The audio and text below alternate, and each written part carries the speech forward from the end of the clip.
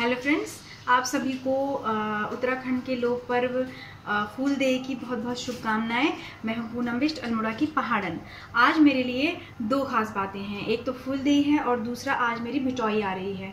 भिटौई, आप अगर विवाहिता हैं, नवविवाहिता हैं, आपके लिए बहुत इंपॉर्टेंस रखता होगा ये भिटौई शब्द, क्योंकि इसमें आपके जो मायके से जो है आपके मम्मी पापा या फिर आपके भाई भाभी कोई भी आकर आपको भेंटते हैं। भिटौई का जो शाब्दिक अर्थ होता है भेंटना, तो वो आपको भेंटने के लिए आते हैं। उस साथ में वो आपके लिए, क्योंकि मैं आज तैयारी कर रही हूँ, मेरे भैया भाभी आने वाले हैं तो मैं उनके लिए खाने की तैयारी कर रही हूँ, तो इसके साथ साथ में ही मैं आपके साथ एक वीडियो शेयर करूँगी। तो देखिए, मेरे भैया भाभी आ रहे हैं। पहले मेरे मम्मी पापा आया करते थे, क्योंकि पापा को गुजरे 2 साल हुए हैं, तो जो है पापा आते थे और पापा के लिए मैं आपको दिखाती हूँ। वो एक थाली थी, बहुत बड़ी थाली है मेरे घर में, आपको दिखाती हूँ। मेरे घर की सबसे बड़ी थाली है ये। इसमें मैं अपने पापा के लिए कई तरह की चीज़ें बनाकर उनको सर्व करती थी, और फिर वो कहते थे क्यों बनाया तूने इतना सारा, तेरा दिमाग सही नहीं है, इतना सारा कौन खाएगा। लेकिन मेरे पापा को जो है वो चीज़ें पसंद थी, थोड़ी मात्रा में वो टेस्ट के लिए हर चीज़ को टेस्ट करते थे, और ऐसे ही वो शादी में भी करते थे कि एक साथ पूरी थाली ना भर के थोड़ा थोड़ा 2-2, 3-3 करके लेंगे और फिर खाते थे। तो आज क्योंकि भिटौई है, इसीलिए जो है पापा को मैं ख़ास मिस कर रही हूँ आज अपने। और टाइम वो आते थे, आज मेरे भैया भाभी आ रहे हैं। तो भिटौई जो है, भिटौई का शाब्दिक अर्थ मैंने आपको बताया होता है भेंटना।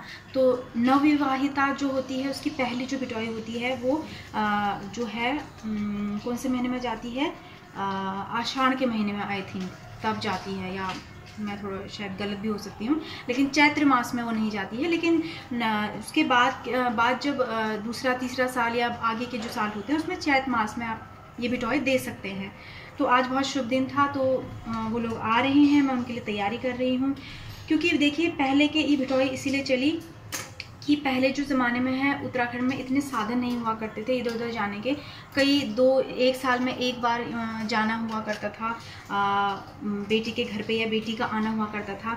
तो माता पिता या भाई जो भी हैं वो जाते थे पूरी लेकर, गुड़ लेकर, कपड़े लेकर, मिठाइयाँ लेकर जाते थे, और आज भी ऐसे ही जाते हैं। मेरे घर में मेरे मायके वाले इसी तरीके से आते हैं और मेरे लिए कपड़े लेकर आते हैं और मिठाइयाँ लेकर आते हैं, फ्रूट्स लेकर आते हैं।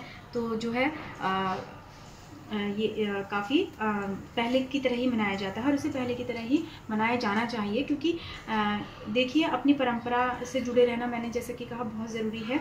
आजकल तो ऐसा है कि कई लोग कहते हैं मैं पेटीएम कर देता हूँ, मैं फ़ोन पे कर देता हूँ, ठीक है, और 500 रुपये का 1 रुपये कर दिया, 1000 एक ले। लेकिन आपको नहीं लगता कि इस तरीके से जो है भिटौई का जो शाब्दिक अर्थ है वो पूर्ण नहीं होता है? क्योंकि भेंट कर जाना, चाहे आप एक मिठाई का डिब्बा लेकर जाएं, तो बेटी को एक आस होती है कि मेरे मायके वाले आएंगे और मुझसे मिलने के लिए, वो खास दिन होगा, और तो उसे काफ़ी खुशी होती है कि जब उसके मायके वाले भिटौई लेकर आते हैं।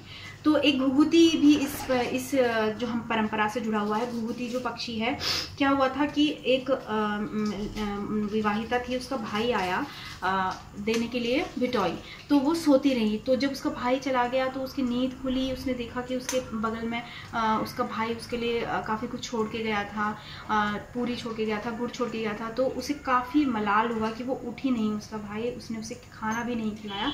तो वो रोते रोते बोलने लगी कि भय आयो मैं सीतो मैं भय भूखो, मैं सीतो मैं भय भूखो। मतलब मैं सोई रही, मेरा भाई भूखा रहा, मैं सोई रही, मेरा भाई चला गया।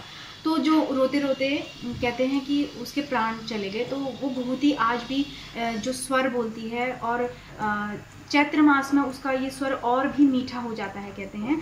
तो क्योंकि प्रकृति से हमारा बेहद पास का नाता है, इसीलिए प्रकृति की हर चीज़ जो है हमारे हर परंपरा में मौजूद है। जैसे फूल डे में फूलों से जो है घर की देहरी को सजाते हैं बच्चे, और घुघुती का विशेष नाता है भिटौई से। तो देखिए, आज मेरे भैया भाभी आ रहे हैं, मैं उनसे आपको मिलाऊंगी, और तब तक मैं तैयारी कर रही हूँ। जैसे ही वो आएंगे मैं उनसे, और हाँ, वो एक और सरप्राइज़ लेकर आ रहे हैं। मेरा 5 महीने का भतीजा, वो पहली बार मेरे घर में आ रहा है, तो मुझे उसका भी स्वागत करना है।